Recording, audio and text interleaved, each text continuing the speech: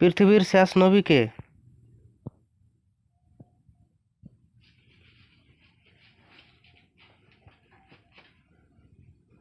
ইসলাম ধর্ম অনুযায়ী হযরত মুহাম্মদ সাল্লাল্লাহু আলাইহি ওয়াসাল্লাম পৃথিবীর শেষ নবী। তাকে খাতামুন নাবিয়িন বা শেষ নবী বলা হয়। হযরত মুহাম্মদ সাল্লাল্লাহু আলাইহি ওয়াসাল্লাম এর বিশেষত্ব: ১.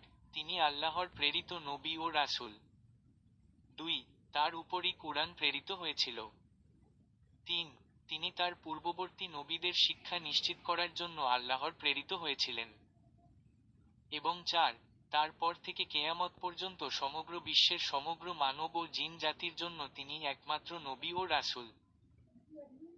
হযরত মুহাম্মদ সাল্লাল্লাহু আলাইহি ওয়াসাল্লাম এর পুরো নাম: আবুল কাসিম মুহাম্মদ ইবনে আবদুল্লাহ ইবনে আব্দুল মুত্তালিব ইবনে হাশিম ইবনে আব্দ মানাফ আল কুরাইশি। সংক্ষেপে, আবুল কাসিম মুহাম্মদ বিন আবদুল্লাহ বিন আব্দুল মুত্তালিব আল হাশিমি।